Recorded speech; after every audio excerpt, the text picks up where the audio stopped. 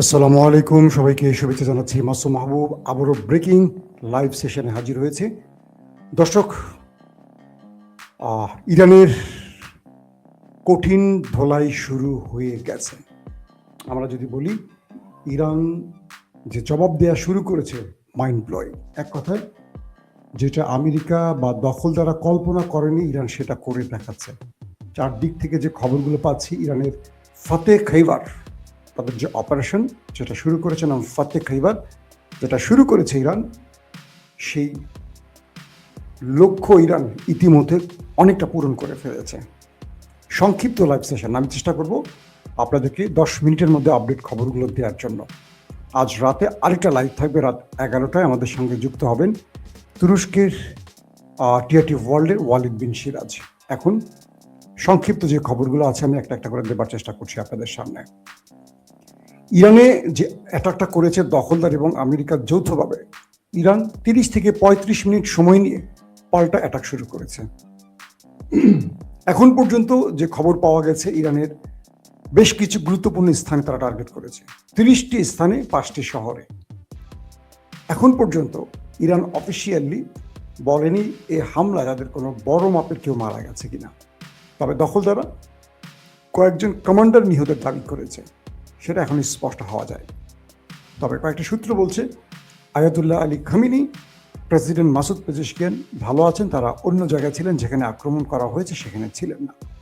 অর্থাৎ আমেরিকা ইসরায়েলের intelligence failure প্রথম প্ল্যান। দ্বিতীয় যে বিষয়টি, একটি স্কুলে হামলা হয়েছে। আল জাজিরার তথ্য মত 53 জন শিক্ষার্থী, কোমলমতি শিক্ষার্থী প্রাণ হারিয়েছে। পৃথিবীর সবচেয়ে গণতান্ত্রিক রাষ্ট্র, সভ্য রাষ্ট্র বলে বিবেচিত হওয়া বা সভ্যতার দাবিদাররা স্কুলে হামলা কেন করলো, এর উত্তর জাতিসংঘের কাছ থেকে আমরা জানতে চাই। 53টা কোমলমতি শিক্ষার্থী, এটা মেয়েদের স্কুল, মারা গেছে, শাহাদাত বরণ করেছে। এটা খুবই দুঃখজনক ঘটনা। যুদ্ধে এই বিষয়গুলো কখনো হয় না, অর্থাৎ যুদ্ধে সবসময় এগুলো এড়িয়ে যাওয়া হয়, কিন্তু দখলদাররা কখনো সে মানবিকতাকে মানে না। দ্বিতীয় গুরুত্বপূর্ণ খবর, কাতারে এবং বাহরাইনে ব্যাপক অ্যাটাক করছে ইরান। প্রথম যে খবরটি, আমি আপনাদেরকে দুদিন আগের লাইভে বলেছি যে ইরান এবারের গেমটা ভিন্নভাবে শুরু করতে চায়। সেটা কি, যে আক্রমণ করলে পাল্টা জবাব দিবে, বিষয়টা এরকম না। আক্রমণ করার আগে ইরান তার ছক তৈরি করেছে চীনের সহযোগিতায়। এখন পর্যন্ত রাশিয়ার সহযোগিতা আমাদের সামনে আসেনি, তবে ইরানেরটা আমরা চীনেরটা পেয়েছি। সেটা হলো, বলা হচ্ছে চীনের রিয়েল টাইম ইন্টেলিজেন্স এবং চীনের স্যাটেলাইট তথ্য ইরানের এখন মূল খেলার চাবিকাঠি। অর্থাৎ কোথায় ইসরায়েলের অবস্থান, কোথায় আমেরিকার অবস্থান, কোত্থেকে আমেরিকা অপারেশন করছে, কোন কোন ঘাঁটি ব্যবহার করছে, কোন ধরনের অ্যাটাক করতে যাচ্ছে, পুরো তথ্য চীনের সহযোগিতায়। মূল খেলোয়াড় এখন চীন। চীন ইরানকে দিয়ে দিচ্ছে এবং ইরান সেখান থেকে বসে, অর্থাৎ তার ঘরে বসে নিখুঁতভাবে সেই টার্গেটগুলোতে হিট করছে। এটা হলো আমেরিকার কপালে ভাঁজ পড়ার প্রথম ঘটনা, কারণ আমেরিকা বুঝতে পারেনি যে ইরান তার প্রত্যেকটা টার্গেটে হিট করতে পারবে। এখন পর্যন্ত ইরান যতগুলো টার্গেটে হিট করছে প্রত্যেকটা সফল বলে জানা গেছে বিভিন্ন সূত্রের খবরে। প্রথম খেয়াল করেন, কাতারের যে মার্কিন ঘাঁটি রয়েছে আল উদাইদ, এটাকে ব্যাপক অ্যাটাকের মাধ্যমে মোটামুটি কি বলবো, যে মানে তুল কালাম ঘটিয়ে দিয়েছে বা নরবরে করে ফেলেছে। সেখান থেকে আগুনের লেলিহান শিখ আমরা দেখেছি ভিডিওতে। আল উদাইদ মার্কিন সবচেয়ে বড় ঘাঁটি, যেটা কাতারে, এটাতে শুধু আগুন জ্বলতে দেখা গেছে। তার মানে ব্যাপক অ্যাটাক করেছে ইরান সেই ঘাঁটিটা। তারপরে বলা হচ্ছে যে ওদের যে সার্ভিলেন্স রাডার সিস্টেম কাতারে, এই সার্ভিলেন্স রাডার সিস্টেমটা খুবই গুরুত্বপূর্ণ একটি বিষয়। বলা হয় 5000 এই সার্ভিলেন্স রাডার সিস্টেমটি ইরান ধ্বংস করে দিয়েছে। এই রাডার সিস্টেমের কাজটা কি আগে বুঝতে হবে আপনাদের। কাতারের এই রাডার সিস্টেমে বসে, অর্থাৎ সার্ভিলেন্স রাডার সিস্টেমটি ধ্বংস করার ফলে আমেরিকা এবং দখলদার দেশটি ইরানে আক্রমণে তাদের ছক পরিবর্তন করতে হবে। অর্থাৎ এই সিস্টেমটির মাধ্যমে বা এই রাডার সিস্টেমের মাধ্যমে এরা এখানে বসে বসে ইরানের সব খবর রাখত। আপাতত এরা আর ইরানের এই সিস্টেম থেকে, অন্য সিস্টেম থেকে পারলেও এই সিস্টেম থেকে ইরানের আর কোনো তথ্য তারা নিতে পারবে না। ধরেন ইরান কোনো অ্যাটাক করলে সঙ্গে সঙ্গে এই রাডার সিস্টেমটি সংকেত দেয়, অবস্থান বলে দেয়, অ্যাটাকের ধরন বলে দেয়, গতি প্রকৃতি বলে দেয়, কোন দিকে মুভ করছে এই সিস্টেম বলে দিত। তাই ইরান চীনের সহযোগিতা নিয়ে এই সার্ভিলেন্স রাডার সিস্টেমটিকে ধ্বংস করে দিয়েছে কাতারের, এবং এর ফলে এখন ইরান নির্বিঘ্নে দখলদার দেশটিতে এবং মার্কিন ঘাঁটিগুলোতে অ্যাটাক করতে পারবে। এই রাডার সিস্টেমটির কারণে ইরান বেগ পেত, অর্থাৎ ইরান যখন কোনো মিসাইল মারত দখলদার দেশটিকে টার্গেট করে, এই সিস্টেম থেকে সেটাকে ইন্টারসেপ্টের জন্য সংকেত দেওয়া হতো, এবং আমেরিকা বা দখলদাররা বা কাতার সেখান থেকে এন্ট্রি মিসাইলের মাধ্যমে ইরানের অ্যাটাকগুলোকে ব্যর্থ করে দিত। তাই ইরান প্রথম যে কাজটি করলো, কাতারের এই সার্ভিলেন্স রাডার সিস্টেমটাকে উড়িয়ে দিয়েছে। শেষ। দেখেন, 2 নম্বর যে কাজটি করেছে ইরান, সেটি হলো তেল আবিব এবং হাইফা। বলা হচ্ছে ইরান প্রথমে কিছু ব্যালিস্টিক মিসাইল ছেড়েছে, এবং সেই ব্যালিস্টিক মিসাইলগুলোর অধিকাংশই দখলদার দেশে হিট করেছে। একটা মজার বিষয় বলে নেই, ইরান এর আগের লড়াইতে অ্যাটাকগুলো করলে দেখা যেত যে 20টা মিসাইল মারলে হয়তো টার্গেটে 5-6টা গিয়ে পড়তো, বাকিগুলো পথে আয়রন ডোম বা প্যাট্রিয়ট বা থার্ড ইন্টারসেপ্ট করতে পারত। কিন্তু আজকের হিটে দেখা গেছে যে ইরান যদি 20টা মিসাইল মারছে, 17 থেকে 18টাই কাঙ্ক্ষিত লক্ষ্যে গিয়ে হিট করছে। অর্থাৎ এই সিস্টেমগুলোকে ফাঁকি দিয়ে শিখে গেছে ইরান, এবং মার্কিন বা দখলদারদের যে প্রতিরক্ষা ব্যবস্থা এগুলোকে ব্যর্থ করে দিচ্ছে ইরান। এটা সবচেয়ে বড় গুড নিউজ আজকে।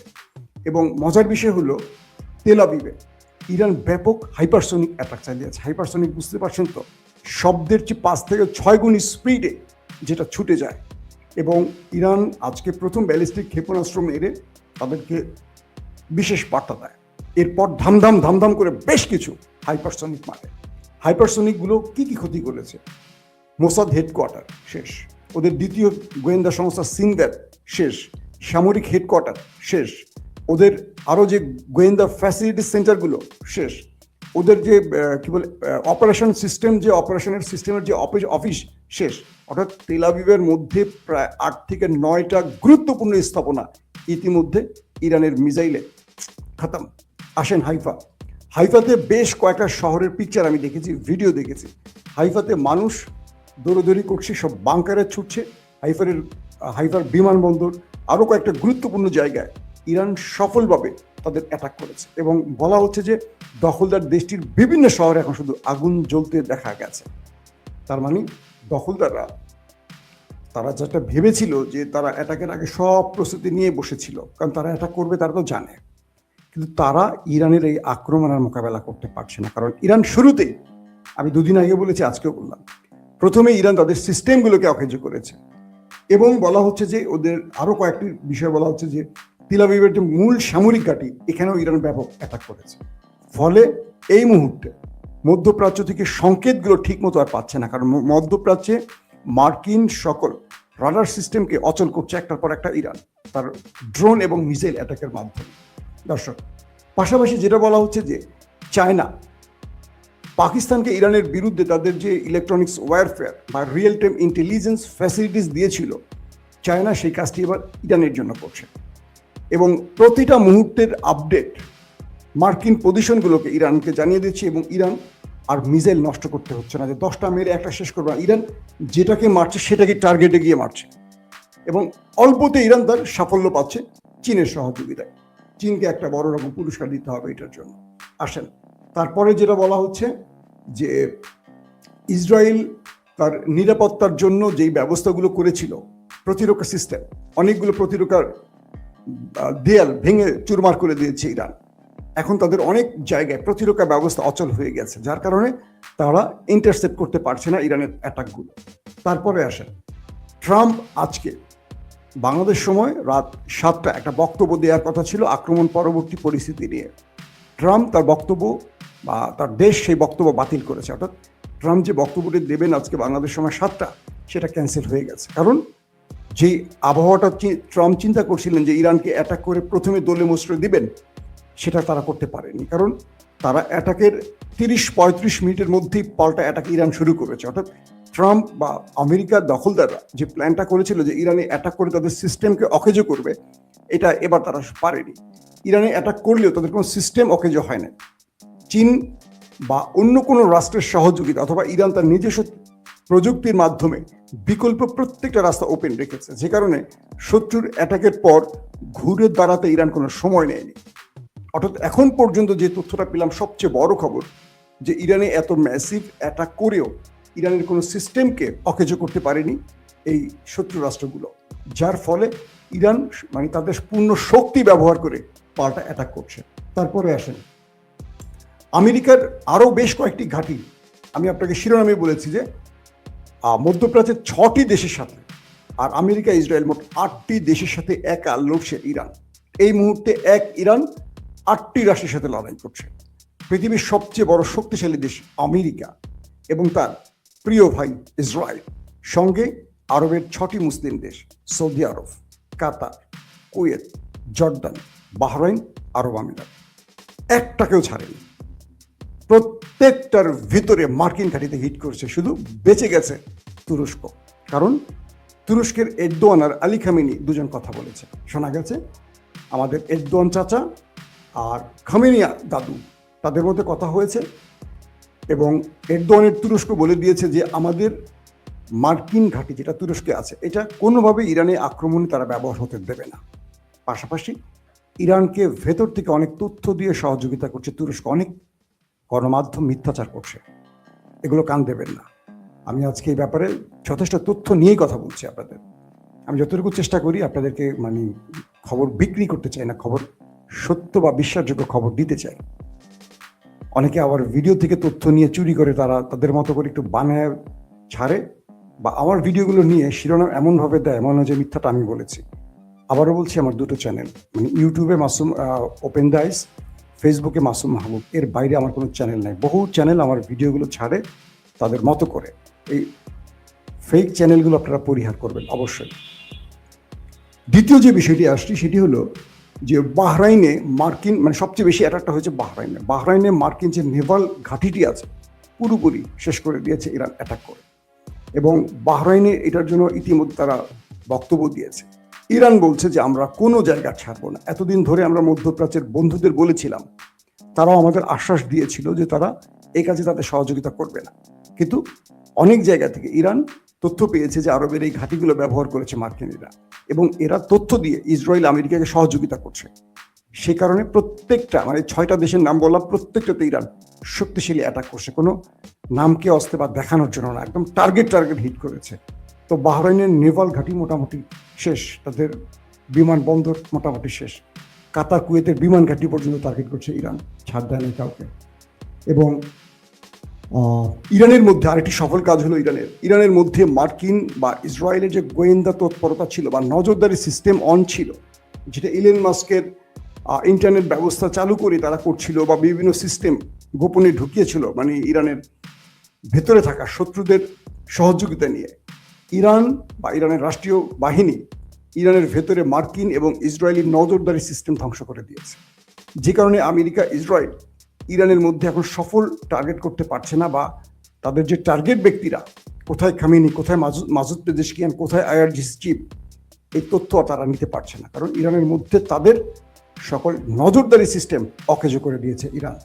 তারপর কিছুক্ষণ আগের ব্রেকিং খবরটি হলো ইরাকে অবস্থিত ইরানের যে ঘাঁটিটি আছে সিরাজ ইরানি ঘাঁটি সেনা বেজ, এখানে আমেরিকা ব্যাপক অ্যাটাক করছে। এই মুহূর্তের আপডেটটা হলো ইরাকে অবস্থিত ইরানের সিরাজ বিমান ঘাঁটিতে মার্কিনীরা ব্যাপক অ্যাটাক করেছে। এটা খুবই দুঃখজনক একটা ব্যাপার। ইরাকের মতো একটি মুসলিম দেশ থেকে তারা আক্রমণ করছে, কারণ আপনারা জানেন যে ইরাকে মার্কিনীদের অবস্থান আছে, ইরানের অবস্থান আছে, তুরস্কের অবস্থান আছে, ইসরায়েলের অবস্থান আছে। হাইফা ব্যাপক আক্রান্ত হয়েছে, এবং কিছুক্ষণ আগে আপডেট পেয়েছি ইয়েমেনের হুতি বাহিনী তারা ঘোষণা দিয়েছে তারা রেড সি আটকে দেবে, এবং তারা ইরানের সঙ্গে একযোগে দখলদার দেশে আক্রমণ করতে যাচ্ছে। সবচেয়ে বড় খবরের জন্য আমরা এখন পর্যন্ত ওয়েট করছি, সেটি হলো মার্কিন আব্রাহাম লিঙ্কন, ইরান কখন সেটাকে ডোবাতে যাচ্ছে। বলা হচ্ছে ইরান আমেরিকাকে কিছু বার্তা দিচ্ছে, তার শক্তি দেখাচ্ছে। সবচেয়ে ইন্টারেস্টিং খবর হলো ইরান একযোগে 8টি দেশের সাথে লড়াই করে মধ্যপ্রাচ্যকে বলে দিচ্ছে যে আমি সবার সাথে লড়তে প্রস্তুত, তোমরা আমার বক্তব্যকে হালকা করে নিও না। এটা যুদ্ধ শুধু না, এটা মধ্যপ্রাচ্যের শক্তির যে পরীক্ষা, সেই পরীক্ষাটি চলছে। এতটুকু কার্পণ্য করছে না আমেরিকার সাথে লড়তে গিয়ে, এতটুকু ভয় পাচ্ছে না পৃথিবীর সবচেয়ে বড় শক্তিশালী দেশটির সাথে, একসাথে 8টা দেশের সাথে একটি দেশ লড়াই করছে। কল্পনা করা যায় এটা কত বড় কলিজার ব্যাপার।